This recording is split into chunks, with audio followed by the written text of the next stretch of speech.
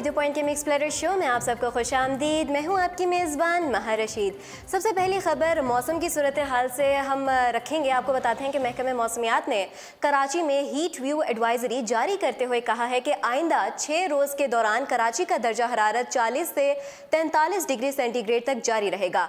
इससे कबल भी महकमे मौसमियात की जानिब से कराची में रमज़ानुल मुबारक का पहला हफ्ता शदीद गर्म होने की पेशगोई की गई थी। आइंदा जुम्मे से दर्जा हरारत बददरीज कम होना शुरू हो जाएगा। महकमे मौसमियात ने मुताल्लिका इदारों को पानी और बिजली की फराहमी यकीनी बनाने के लिए कहा है। दूसरी अपडेट भी हमारे पास ज़रा बिजली से रिलेटेड है, दोनों का आपस में कनेक्शन है ज़रा, इसीलिए आपको बताते हैं कि शहर कायद के मुख्तलिफ इलाकों में रमज़ान मुबारक के दूसरी रात भी बिजली की फराहमी मुअत्तल रही और शहरियों ने अंधेरे में सहरी की। दूसरी जानिब के इलेक्ट्रिक का दावा है कि सार्फिन को तरजीही बुनियादों पर रिलीफ दिया जाएगा, लेकिन साथ ही रमज़ान में 7 घंटे तक लोड शेडिंग करने का इकरार भी कर लिया। इस हवाले से तर्जुमान के इलेक्ट्रिक की जानिब से जारी किए गए बयान में कहा गया है कि मुख्तलिफ इलाकों में 3 से 7 घंटे की लोड शेडिंग जारी है, ताहम सहरो इफ्तार में मुमकिन हद तक लोड शेडिंग नहीं की जाएगी। तर्जुमान के इलेक्ट्रिक का मजीद कहना था कि एक यूनिट पर काम के बायस कुछ इलाकों में लोड मैनेजमेंट की जा रही है, लिहाजा मुकामी फॉल्ट को लोड शेडिंग ना कहा जाए। अब शो का आगाज़ करते हैं। सबसे पहली अपडेट हमारे पास मुल्क की सूरत हाल से रिलेटेड आपको बताते हैं कि पाक फ़ौज के शोबा ताल्लुकात आमा ISPR के मुताबिक भारतीय फ़ौज ने वर्किंग बाउंड्री पर बिला इश्तियाल फायरिंग की और शहरी आबादी को निशाना बनाया, जिसके नतीजे में 4 शहरी शहीद हो गए। ISPR के मुताबिक भारतीय इश्तियाल अंगेज़ी से शहीद होने वालों में 3 बच्चे और खातून शामिल हैं, जबकि भारतीय फ़ौज की फायरिंग से 10 अफराद भी ज़ख्मी हुए। ISPR का कहना है कि भारतीय इश्तियाल अंगेज़ी पर पाकिस्तान रेंजर्स की जानिब से भरपूर जवाबी कार्रवाई की गई, जिसमें भारतीय चेक पोस्टों को निशाना बनाया गया और इससे भारतीय पोस्टों में आग लग गई। ISPR के मुताबिक सियालकोट में सेक्टर पर फायरिंग का तबादला वक्फे से जारी है। बढ़ते हैं अगली अपडेट की जानिब। आपको बताते हैं एहतसाब अदालत में आज इवन फील्ड रेफरेंस के सिलसिले में साबिक वज़ीर आज़म नवाज शरीफ, उनकी साहबजादी मरीम नवाज और दामाद कैप्टन रिटायर्ड मोहम्मद सफदर के बयानात रिकॉर्ड ना हो सके, जिसके बाद समाअत 21 मई तक के लिए मुलतवी कर दी गई। साबिक वज़ीर आज़म नवाज शरीफ और उनके ख़ानदान के खिलाफ नैब रेफरेंसेस की समाअत आज एहतसाब अदालत के जज मोहम्मद बशीर ने की। समाअत के आगाज़ पर वकील ख्वाजा हारिस ने मुल्ज़िमान को दिए गए सवालनामे पर एतराज़ कर दिया। ख्वाजा हारिस ने कहा है कि कुछ सवालात में दुरुस्तगी करनी है, समझ नहीं आ रहा। इस मौके पर डिप्टी प्रोसिक्यूटर नैब सरदार मुजफ्फर अब्बासी ने कहा है कि वकील सफाई ख्वाजा हारिस अदालत का वक्त ज़ाया कर रहे हैं। डिप्टी प्रोसिक्यूटर नैब का मजीद कहना था कि हम ताउन कर रहे हैं, लेकिन वकील हमारे साथ ताउन नहीं कर रहे। जिसके बाद नवाज शरीफ और दीगर के खिलाफ इवन फील्ड रेफरेंस की समाअत पीर यानी कि 21 मई तक के लिए मुलतवी कर दी गई। दूसरी जानिब साबिक वज़ीर आज़म शरीफ के खिलाफ अल-अज़ीज़िया स्टील मिल्स रेफरेंस में वकील सफाई ख्वाजा हारिस के JIT सरबराह वाजिद ज़िया पर जरह जारी है, जिसकी आइंदा समाअत मंगल यानी कि 22 मई को होगी। निगरान वज़ीर आज़म के नाम पर मुशावरत के लिए वज़ीर आज़म शाहिद खाकान अब्बासी और कायद हिज़्ब इख्तलाफ के दरमियान मुलाकात हुई, जबकि खुर्शीद शाह का कहना है कि मंगल को एक और मुलाकात के बाद हतमी नाम का ऐलान कर दिया जाएगा। वज़ीर आज़म के चैम्बर में होने वाली मुलाकात के दौरान वज़ीर आज़म शाहिद खाकान अब्बासी और अपोजिशन लीडर के दरमियान निगरान वज़ीर आज़म के नाम पर मुशावरत की गई। अपोजिशन लीडर ने वज़ीर आज़म से मुलाकात के बाद स्पीकर कौमी असम्बली सरदार अयाज सादिक से भी मुलाकात की। अपोजिशन लीडर ने कहा है कि वज़ीर आज़म से मुख्तलिफ नामों पर तबादला ख्याल हुआ है और मंगल को निगरान वज़ीर आज़म के नाम का ऐलान कर देंगे। वज़ीर आज़म से मुलाकात से कबल सहाफ़ी ने खुर्शीद शाह से सवाल किया कि क्या अपोजिशन ने अपने नामों को हतमी शक्ल दे दी, जिस पर कायद हिज़्ब इख्तलाफ का कहना था कि मैं और वज़ीर आज़म शाहिद खाकान अब्बासी निगरान वज़ीर आज़म के नाम पर बहस करेंगे। बढ़ते हैं अगली अपडेट की जानिब। आपको बताते हैं कि असगर खान केस में साबिक वज़ीर आज़म नवाज शरीफ की तलबी की तारीख का फैसला पीर को किया जाएगा, जबकि इससे कबल साबिक आर्मी चीफ असलम बेग और साबिक DG ISI असद दुरानी पेश हो चुके हैं। असगर खान केस में एहसान सादिक की सरबराही में कमेटी तहकीकात को आगे बढ़ाने के लिए तरीक़ाकार पर खसूसी पेपर्स लिख रही है, जिसे स्ट्रैटेजिक दस्तावेज़ात का नाम दिया गया है।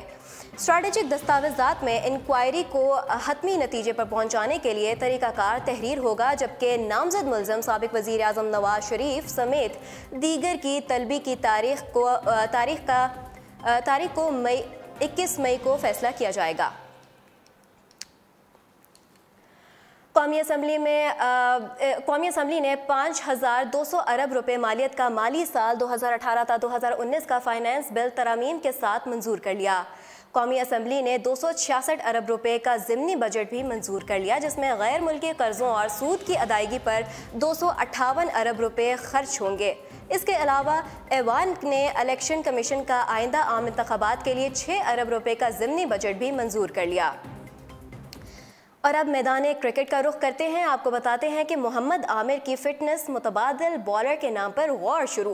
मोहम्मद आमिर डबलिन टेस्ट में फिटनेस मसाइल का शिकार हुए और मैदान से बाहर चले गए। अगले रोज़ एक्शन में नजर आए, लेकिन इस दौरान फील्ड में थोड़ा डगमगाते भी रहे। मैनेजमेंट अहम बॉलर के हवाले से कोई ख़तरा मोल लेने को तैयार नहीं। अगर मसाइल में इजाफे का खदशा हुआ तो मैदान में नहीं उतारा जाएगा। मौजूदा सूरत हाल में कौमी सिलेक्शन कमेटी ने मुतबादिल बॉलर के नाम पर गौर शुरू कर दिया है। रिजर्व्स में मौजूद वहाब रियाज, मीर हमजा और वकास मकसूद उम्मीदवारों में शामिल हैं। कौमी सिलेक्शन कमेटी मोहम्मद आमिर की फिटनेस के मामले पर टीम इंतजामिया से राब्ते में है। दूसरी जानिब वहाब रियाज ने ऑपरेशन के बाद नेशनल क्रिकेट अकेडमी में बाकायदा ट्रेनिंग का आगाज़ कर दिया।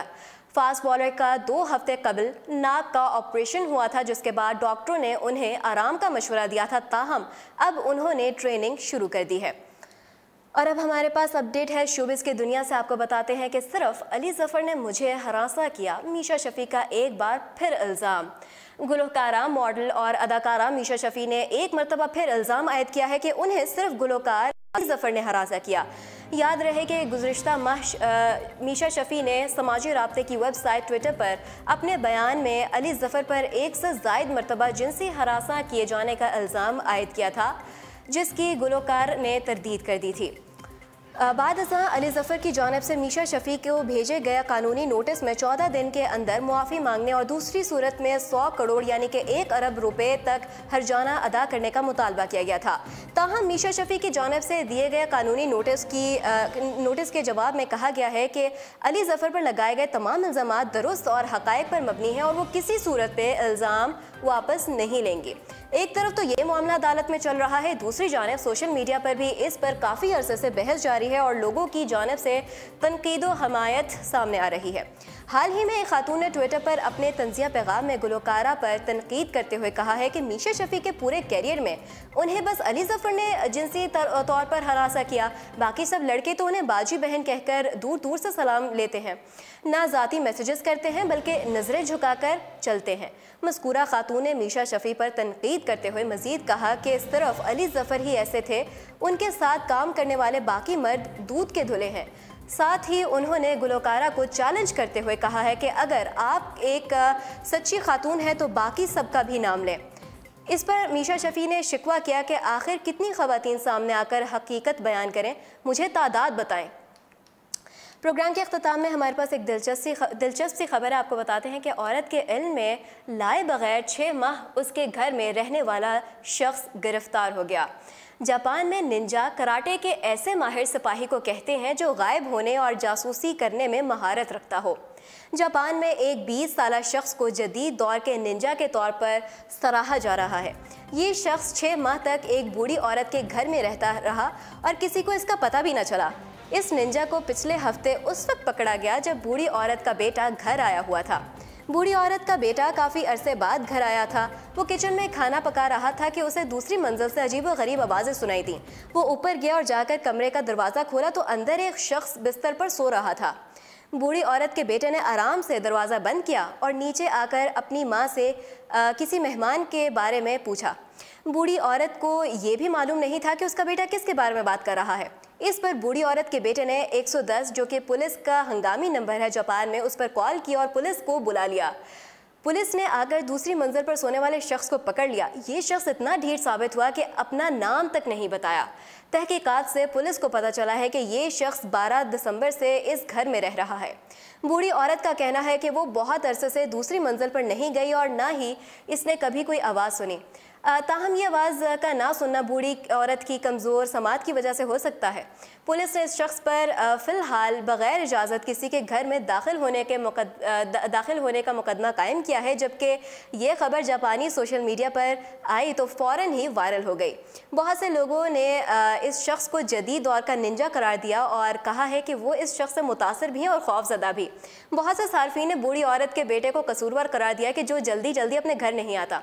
वैसे आपके घर में भी कोई गैर आबाद कमरा है तो उसे वक्तन फ़वक्तन चेक करते रहा करें कि वो कहीं किसी ने आबाद तो नहीं कर दिया। नाजरीन, ये थे हमारी आज के दिन की अहम तरीन अपडेट्स। मज़ीद ख़बरों और अपडेट्स के लिए आप विज़िट कर सकते हैं हमारी वेबसाइट जो कि है www.urdupoint.com। फ़िलहाल महर रशीद को दीजिए इजाज़त। अल्लाह निगहबान।